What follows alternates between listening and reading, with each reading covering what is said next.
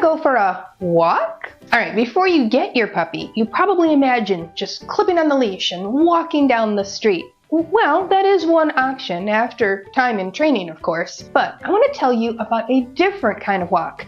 It could be a better kind of walk. The term decompression walk was coined by canine behaviorist and trainer and educator Sarah Stremming. That's the topic for today's video. Now I want to tell you all about these amazing walks and how to do them safely and what makes a great experience for your dog as well. And with the help of the students in my online course, I'm going to give you some ideas on where to go for a great spot for those decompression walks. Now before we begin, your job is to hit that subscribe button so you get notified when another great puppy training video is ready for you. Michelle here with How to Train a Dream Dog.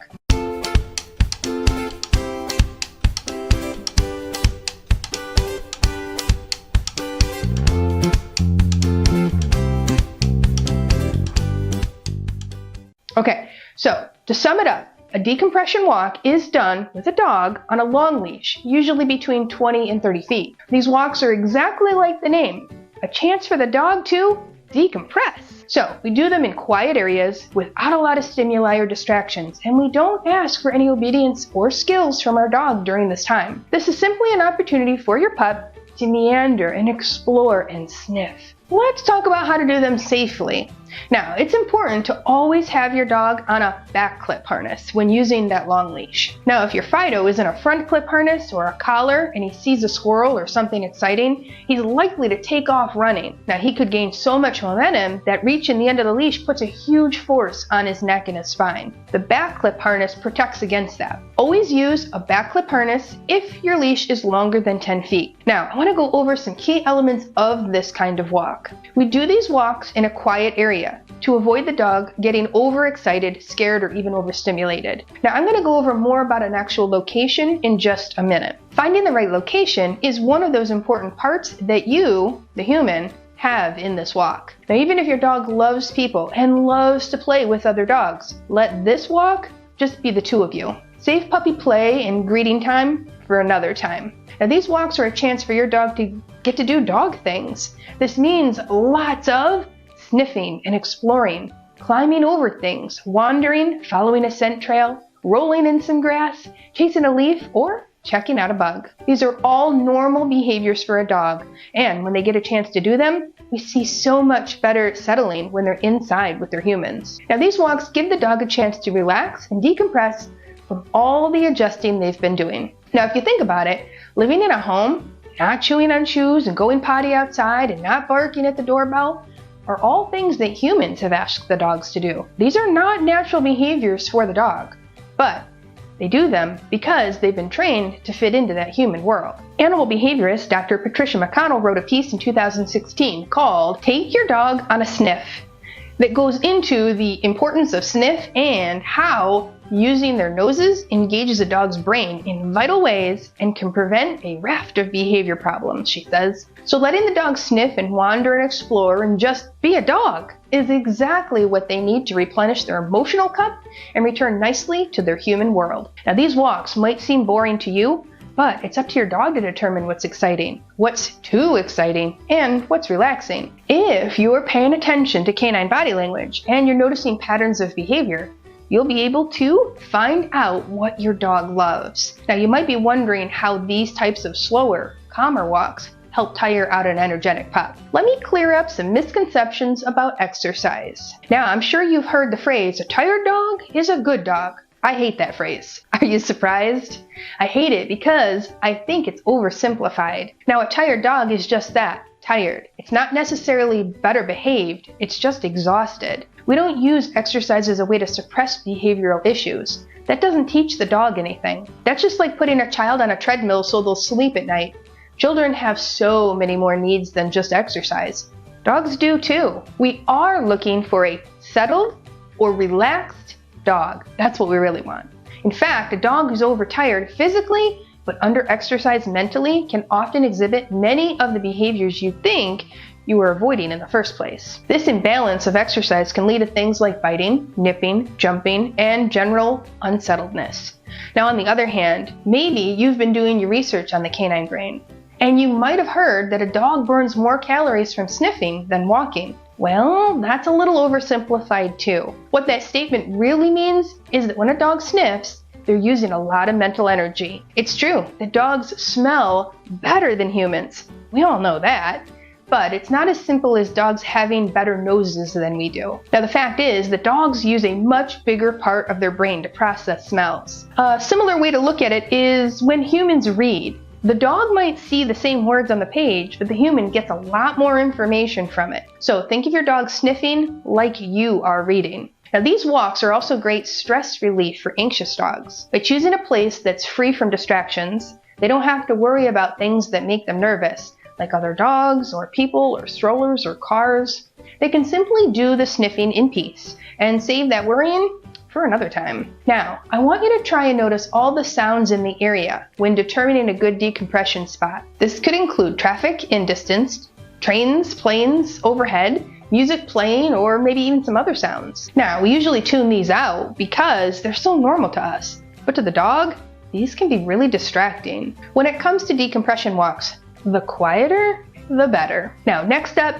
be sure to give your dog freedom to roam while on that leash. This is not the time to be working on leash skills or recall or the focus cue. Now, if your dog naturally checks in with you, you can definitely mark that with a yes and give him a piece of kibble or a treat, but don't make that the goal of the walk. Now, another great tip, be sure to let her sniff on the walk. That's the purpose. Stopping to sniff is like reading a good book. Don't pull your dog away too soon. They're going to miss the rest of the story. Now, I think you're getting the idea of how to do these decompression walks, but let's just evaluate how they're different from neighborhood walks. Don't think that I'm a Debbie Downer on the neighborhood walks either. They can be great for some dogs, but neighborhood walks just have a lot more stimulation, and they require a lot more focus from your dog. They're often not good for the dog if his or her leash skills haven't been fully developed at home yet. Now, you can work on leash skills at home, use decompression walks and play for exercise, and eventually you can fold in neighborhood walks as part of your overall exercise routine. Now, here are a few other differences between the neighborhood walks and the decompression walks. On a neighborhood walk, the dog is on a shorter leash, usually about 6, maybe 10 feet.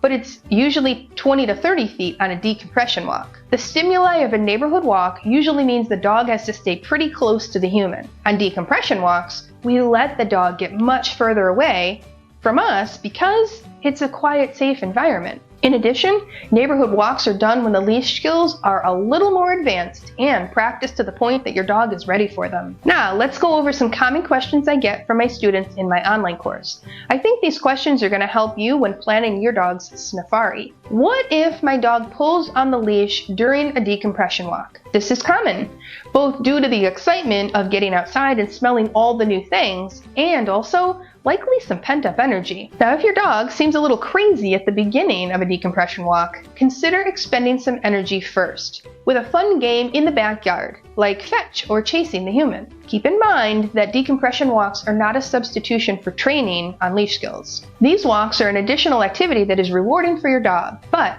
your dog also needs to learn how to walk nicely on a leash. Now, for some great information on leash skills, check out this video. And then find part 2 for some training games that you can play to work on those leash skills. All the leash skill training games are in my online course, but that video has a few to get you started. Next question, where should I do decompression walks? Well, quiet areas like parks, cemeteries, parking lots, after hours, sports fields, nature trails, and the beach are all really good ideas. Now, you might have to put on your thinking cap to find a good spot in your area, but I believe in you. Here are a few examples of places my students have found for their decompression walks. This is Bronwyn's pup, Sunday. She has 2 dogs, and she's finding that litter mates are a force to be reckoned with. So she joined the pro level, and she's getting some professional support and guidance from me and my team. Bronwyn lives in California and takes Sunday and her brother Theo to the local university for their walks. The campus has 5 acres for those pups to explore, and it's not an area where she's going to run into a lot of other dogs. Win-win. This campus also has a duck pond, but Bronwyn is avoiding that area until their vaccinations are complete. This is Megan in Togo. Megan lives next to a field, and her neighbor has no problem letting Togo wander and explore and sniff. Having a decompression spot nearby is really the best of both worlds. Sometimes you'll have to drive to the right spot, but Megan and Togo are able to go across the street. Now, Lori's decompression walks are done wandering around their 35-acre property. Piper's about 1, and this Aussie Saint Mix enjoys 30 feet of that long leash. Now as the stone melts, it allows for completely different sniffs. Alright, Sylvie and Gracie, a 22-week-old Whippet, they enjoy going to the Peacock Park, where there's a lot more birds than people. The smells are out of this world for Gracie. Carolyn takes her Shih Tzu, Abby, to an empty church parking lot. It has a field nearby, so they can take some time to explore both of those areas. I've actually taken my pups to a lot of different decompression spots as well, but the latest one I found was in a parking lot at the school. I went on a weekend, and Wesley was able to run and explore, and he had a great time. Parking lots are great because they aren't often used by other dogs. They're wide open spaces that allow you to see if there's anything exciting approaching you, and there are not usually a lot of sticks or rocks that the dog could pick up. Just be sure to schedule your walk for when those lots are not used. Cars coming and going could really take away from the relaxation from the walk. Now, some locations will work better only at specific times. This is Lincoln. He loves the local park that has 4 soccer fields. Lincoln and Allison go in the middle of the day or first thing in the morning when it's not being used. Recently, Allison went late in the afternoon, and there were some kids practicing in a few parts of the field. Lincoln was not impressed and chose not to explore like he usually does. Lesson learned. Now, another question I get a lot is, what about vaccinations? I definitely want you to start decompression walks before vaccinations are complete. You might have to work just a little bit harder to find a good spot. Look for areas where other dogs are not likely to have gone or other wild animals, like parking lots, business complexes, or sports fields. For some great info on what your dog should be doing and should not be doing before vaccinations are complete, check out this video. Okay, let's keep going with these questions. How about, how long should these walks be? Well, exercise in general should be 5 minutes per month of age, maybe twice a day. But decompression walks are a less strenuous activity because it tends to be more walking and slower. But still try to keep to that amount. Now, once your dog is fully grown, you can go out for as long as he would like. But remember, we aren't trying to build a super athlete here. Just watch body language and end the walk when your pup seems to have had enough. How about, how often should I go on them? Well, your results may vary. Some of my students do these walks every day.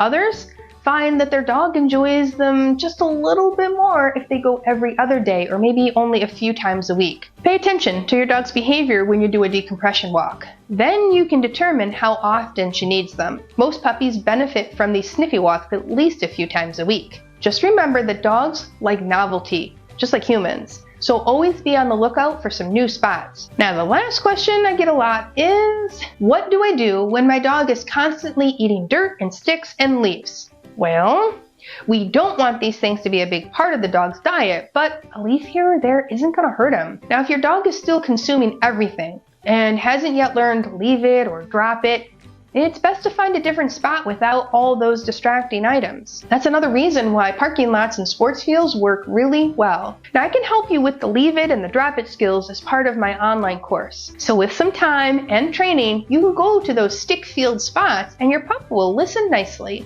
Now, did you learn something today? Are you ready to start, or maybe even continue, these amazing walks with your dog? I challenge you to use these walks to study your dog's body language. By carefully watching his or her movements and behavior, you're going to start to understand what he likes and can offer more of it in those great walks. Now, in the comments below, tell me, where have you been taking your dog for a decompression walk? Or where are you going to be going?